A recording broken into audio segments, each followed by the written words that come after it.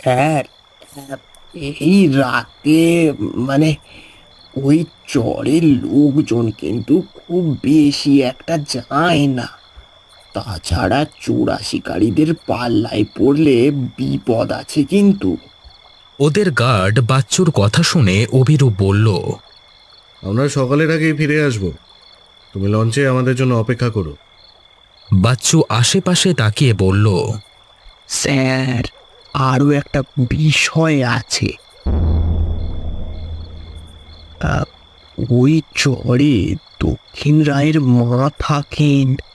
ওর পাল্লায় পড়লে আর মুক্তি নেই। সমর্পণ পাশ থেকে বলল, দক্ষিণ রায়ের মা? সে কে? বুড়িমা ওইখানে থাকে। ওর নামেই তো চর, বুড়ির চর। ওরা আর কেউ কোনো উত্তর দিল না। অভিরূপ পাশে নৌকার উপর নেমে এসেছে। ওদের চাপে নৌকাটা একটু যেন তুলে উঠল। রতন শক্ত হাতে বইটা ধরে বসে আছে। ওরা দুজনেই গুছিয়ে বসল নৌকায়। জলে ছপ ছপ শব্দ তুলে নৌকা এগোলো বুড়িমার চরের দিকে। মাঘ মাসের একটা ঠান্ডা রাত। আশেপাশে গাছগুলো ঝুঁকে আছে জলের উপর। রতনের ছোট নৌকা বয়ে চলেছে নদীর বুক চিরে। চারিদিকে হিম কুয়াশার ফ্যাকাশে আলো ছড়িয়ে রয়েছে। নদীটা সামনে গিয়ে অনেকটা সরু হয়ে গেছে। রতন বিড়িতে একটা লম্বা টান দিয়ে বলল, ও সামনেই বুড়ির চর গো বাবুরা, ওইদিকে খেয়াল রাখবেন। দক্ষিণ রায় ওদিকে ঘোরাফেরা করে। অভিরূপ সিগারেট ধরিয়ে বলল, রতন, তুমি কি করে জানলে যে আমরা বাঘ দেখার জন্য লোক খুঁজছি? বাবুরা, এই সুন্দরবন আমার রক্তে মিশে আছে গো। আপনারা দক্ষিণ রায়কে দেখার জন্য সকাল থেকে ও আব্দুলের নৌকা করে চোখে যন্ত্র লাগিয়ে ঘুরছিলেন। তখন আমি নৌকা নিয়ে ওখানে গিয়েছিলাম। আপনাদের দেখেই বুঝেছি আপনারা তিনাকে খুঁজতে ছিলেন। সকালে তো এত চেষ্টা করেও আব্দুল বাঘ দেখাতে পারলো না, আর তুমি এই রাতে বাঘ দেখাতে নিয়ে যাচ্ছ? হ্যাঁ, অদ্ভুত। আরে ও আব্দুল একটা ছাগল। অত শব্দ করলে কি দক্ষিণ রায় আসে? আর দেখাতে না পারলে টিহা দিবেন না। ওদের কথার মধ্যে ম্যানগ্রোভের জঙ্গলের ভেতর থেকে একটা কান্নার শব্দ ভেসে আসলো। ওরা দুজনেই কেঁপে উঠল। ও কে কাঁদে রতন? সুন্দরবন কত মানুষের পেরাল নিয়েছে, তারাই কেঁদে কেঁদে ফেরে গো বাবু। তবে এই কান্না মানুষের না, কোনো জঙ্গলি জানোয়ার বা রাতচরা পাখির ডাক আছে বটে।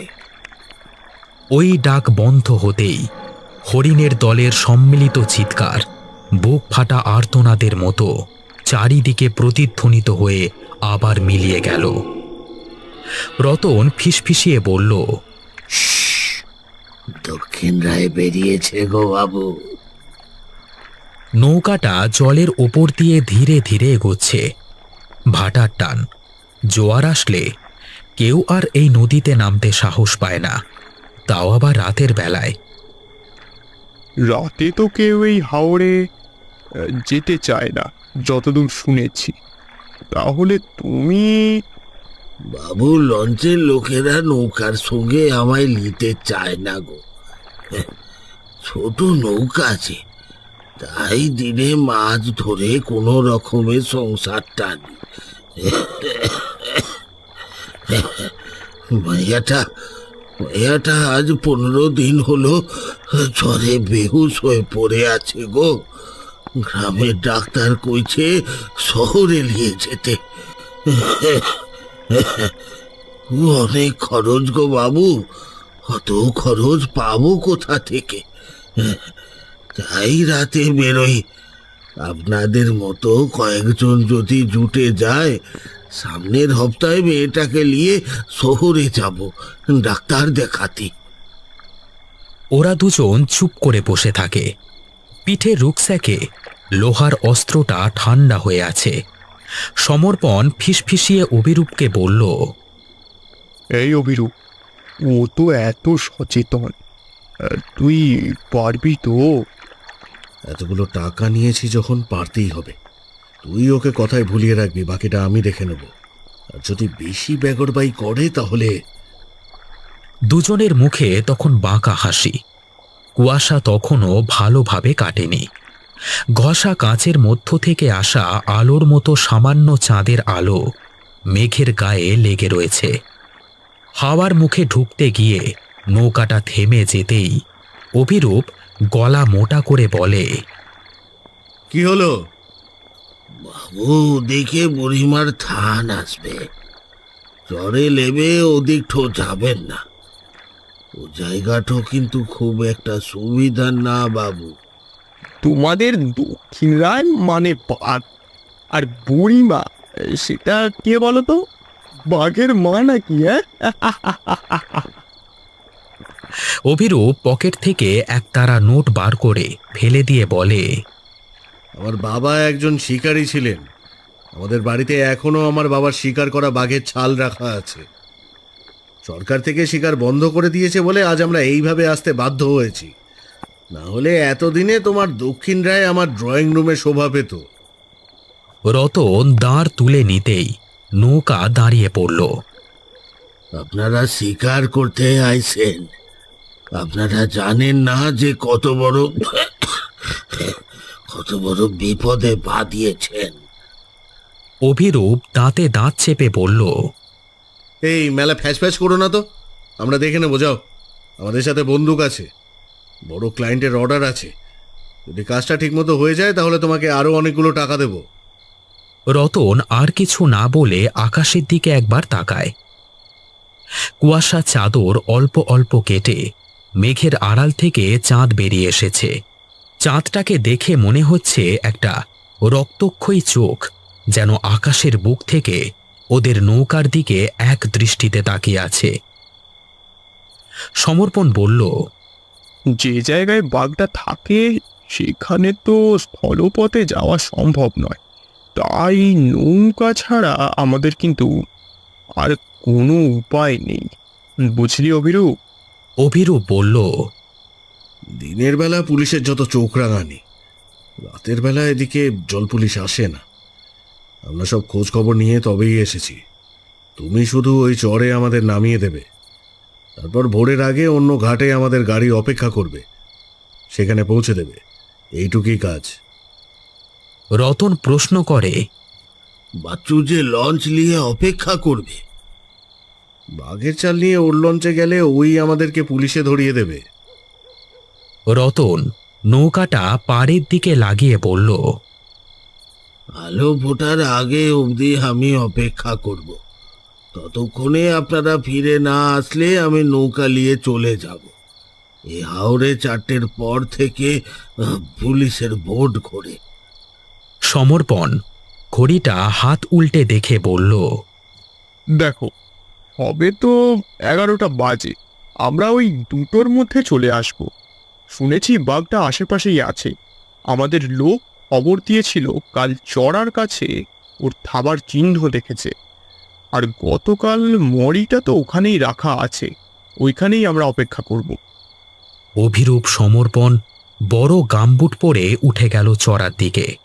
ম্যানগ্রোভের বেরিয়ে থাকা মূলগুলো যে কোনো মুহূর্তে পায়ের মধ্যে ফুটে যেতে পারে, তাই এই জুতোর ব্যবস্থা।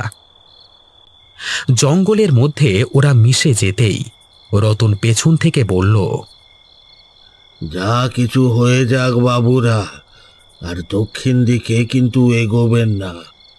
ওইদিকে বুড়িমার চর আছে বটে, ওখানে দিনে মানে কেউ আসে না। অভিরূপ কিছু একটা বলতে যাবে, পেছন থেকে তখনই বাঘের একটা গর্জন শুনতে পেয়ে ওরা এগিয়ে গেল জঙ্গলের দিকে। কিন্তু ঘণ্টাখানেক জঙ্গল ঘুরে কোনো বাঘের তো দেখা পেল না। দুজনে বেশ ক্লান্ত। পাঁকের মতো আঠালো মাটিতে হাঁটতে ভীষণ কষ্ট হয়। অভিরূপ একটা গাছে হেলান দিয়ে বলল, এবার উপায় কি? গর্জন শুনে তো মনে হলো বাঘটা আশেপাশেই আছে, কিন্তু তার তো কোনো চিহ্নই দেখতে পেলাম না। চল না, এগিয়ে গিয়ে দেখি কি আছে ওখানে। কিন্তু রতন যে বলল ওইদিকে ওই কি বুড়িমা না কি যেন আছে না? আরে এদের হাজার কুসংস্কার, ছাড় তো। আর এদিকে তো আরো দুটো বাঘের খবর পাওয়া গেছে। বাঘের এলাকা ভাগ করা থাকে, ওইদিকে গিয়ে খুঁজে দেখি, না হলে কাল রাতে আবার আসবো। চ চ চ, আর দেরি করা ঠিক হবে না, চ। নদীর চর ধরে ওরা এগোতে থাকল। বেশ ঘণ্টাখানেক হাঁটবার পর নদীটা এখানে একটা বদ্বীপের মতো অংশে এসে মিশেছে। সেখানেই কয়েকটা ঝুপড়ি ঘর দেখতে পেয়ে ওরা এগিয়ে গেল। ওদের দুজনের ভীষণ জল তেষ্টা পেয়েছে। জলের বোতল ভুলে লঞ্চে ফেলে এসেছে। ওরা এগিয়ে গিয়ে একটা ঘরের বাইরে কড়া নাড়তেই দরজাটা হাট করে খুলে গেল। ঘরের মধ্যে কেউ কোথাও নেই। ঘরের মধ্যে একটা চৌকি আর মাছ ধরবার কিছু সরঞ্জাম আর একটা কুঁজো রাখা। কেউ আছেন? কোনো উত্তর নেই দেখে অভিরূপ ঘরে ঢুকে কুঁজো থেকে জল গড়িয়ে খেল। সেই বাড়ির দাওয়ায় ওরা দুজন বসল। কুয়াশা কেটে হলদে চাঁদের আলোয় চারিদিক একেবারে স্পষ্ট। সমর্পণ বলল, এটা তো মনে হয় কোনো জেলের বাড়ি। রাত বিরেতে বোধহয় নদীর বুকে মাছ ধরতে গেছে। দেখ, এইভাবে ঘর ফেলে রেখে গেছে? এই তো তোর ঘরের ছিঁড়ি। তোর কি মনে হয় এখানে চুরি হওয়ার জন্য কিছু থাকতে পারে? হ্যাঁ, ওখানে বসে চাঁদের আলোয় কুলকুল শব্দে নদীটা বয়ে যাওয়া দেখছিল। অভিরূপ বলল, আজ আর বাঘের দেখা পাবো না। ভাই, মাঘ মাসের ঠান্ডা বাতাসে না পুরো আড়েতে কাঁপুন ধরিয়ে দিচ্ছে। উফ, উফ, আরে কি ঠান্ডা! উফ, আরেকটু দেখি, তারপর না হয় ফিরেই যাব। সেখানে বসেই একটা সিগারেট ধরালো অভিরূপ। বাবু, একটু আগুন দেবেন? পাশে ফিরে তাকিয়ে দেখে একজন খুনখুনে বৃদ্ধা ওদের পাশে এসে বসেছে। ওরা দুজনেই উঠে দাঁড়িয়ে প্রশ্ন করল, আপনি? এ তো আমারই বাড়ি বাবু, আপনারা কোত্থেকে আসছেন? বৃদ্ধার সারা শরীর কাপড় দিয়ে এমনভাবে ঢাকা যে তার চেহারা দেখা যাচ্ছে না। সমর্পণ বলল, আমরা এসেছিলাম বাঘ দেখতে। বাজে উল্টো পাল্টা বলে মাঝপথে নামিয়ে দিয়ে চলে গেল। এ হাওর ভালো জায়গা নয়, এখানে কেউ রাতের বেলা আসে না। দক্ষিণ রায়ের বড় উপদ্রব এখানে। দিনের বেলা এসেছিলাম, কিন্তু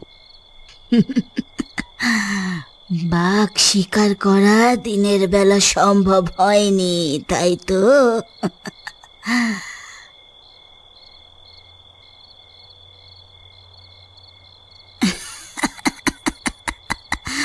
আপনাদের ব্যাগের পেছন থেকে বন্দুকের নল বেরিয়ে এসেছে, সেটা দেখেই তো বোঝা যাচ্ছে আপনারা বাঘ শিকার করতে এসেছেন। অভিরূপ একটু অপ্রতিভ হয়ে বলল, না না, সেরকম কিছু নয়। রাতের বেলা বেরিয়েছিলাম, তাই বন্দুক নিয়েই বেরিয়েছিলাম। বৃদ্ধা আবার বলল, একটু আগুন দেবে? সমর্পণ পকেট থেকে লাইটারটা বের করে এগিয়ে দিল। বৃদ্ধা কালো কম্বলের তলা থেকে হাতটা বের করে সমর্পণের হাত থেকে লাইটারটা নিতেই সমর্পণ ছিটকে উঠল। আপনার হাত দুটো এত ঠান্ডা কেন? সে কথার উত্তর না দিয়ে আকাশের দিকে একবার মুখ তুলে তাকালো বৃদ্ধা। চাঁদের হলদেটে আলো বৃদ্ধার বলিরেখা ভরা মুখের ওপর পড়তেই অভিরূপ মনে মনে ভাবে, এর বয়স কত হবে? 100 বছর নাকি তারও বেশি? আচ্ছা, আপনি কি এখানে একাই থাকেন নাকি? না বাবা, ছেলে আছে, ও জঙ্গলে গেছে, ওখান থেকে যা পায় তাই নিয়ে আসে, তারপরে নদী থেকে এটা ওটা ধরে আমাদের মা ছেলের দিন কেটে যায়। আচ্ছা, এদিকে এই বুড়িমার থানটা কোন দিকে? বৃদ্ধা এই কথা শুনে জলের দিকে তাকিয়ে বলল, সে তো ওই দিকে। জলের মধ্যে? এরকম জ্যোৎস্না রাতেই ওই ধান দেখা যায়, বাকি সময় জলের নিচে লুকিয়ে থাকে। চাঁদের আলো জলে পড়লেই ধান জেগে ওঠে। কথাটা বলেই একটা চকচকে জিনিস অভিরূপের দিকে এগিয়ে দেয়। ওই দেখো। অভিরূপ হাতে নিয়ে দেখে একটা সোনার মোহর। অবাক হয়ে বলল,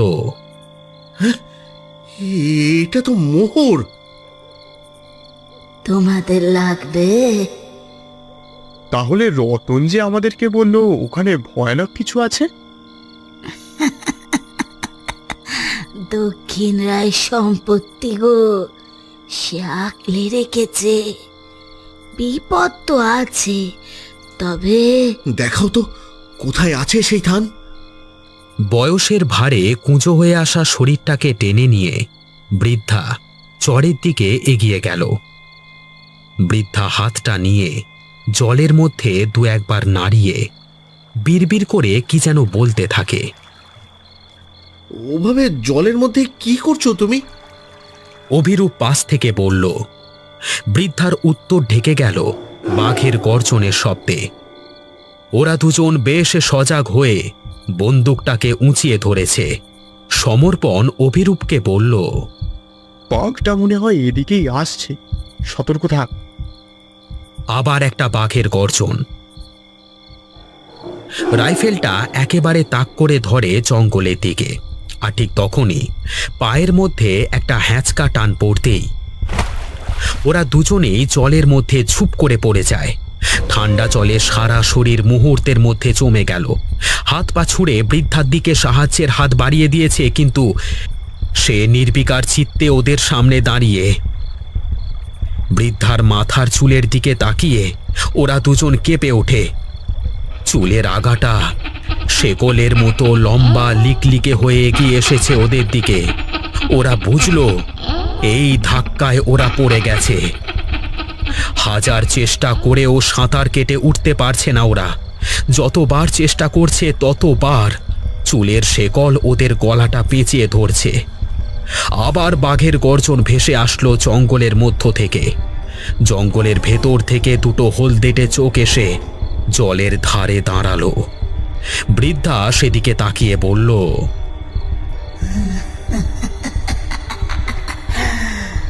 আজ আর শিকারে যেতে হবে না বা, আমি দুটোকে ধরেছি। বলেই জলের মধ্যে ঝাঁপ দিয়ে নামলো সুন্দরবনের আরেকটা ত্রাস, শিকল বুড়ি। জলে ডুবে যাওয়ার আগের মুহূর্তে ওদের মনে পড়ল বাচ্চু আসবার সময় সাবধান করে এই কথাগুলোই ওদেরকে বলেছিল, কিন্তু ওরা কেউই সেটা বিশ্বাস করেনি।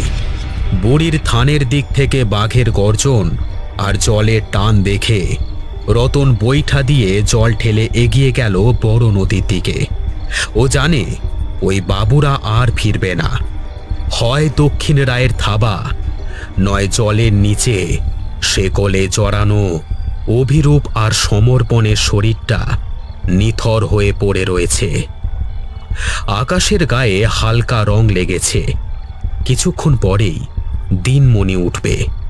বুড়ির চরের চারিদিকে সেই আলো ছড়িয়ে পড়বে। সুন্দরবনে নিখোঁজের তালিকায় আরও দুটো নাম জুড়ে যাবে চিরদিনের জন্য।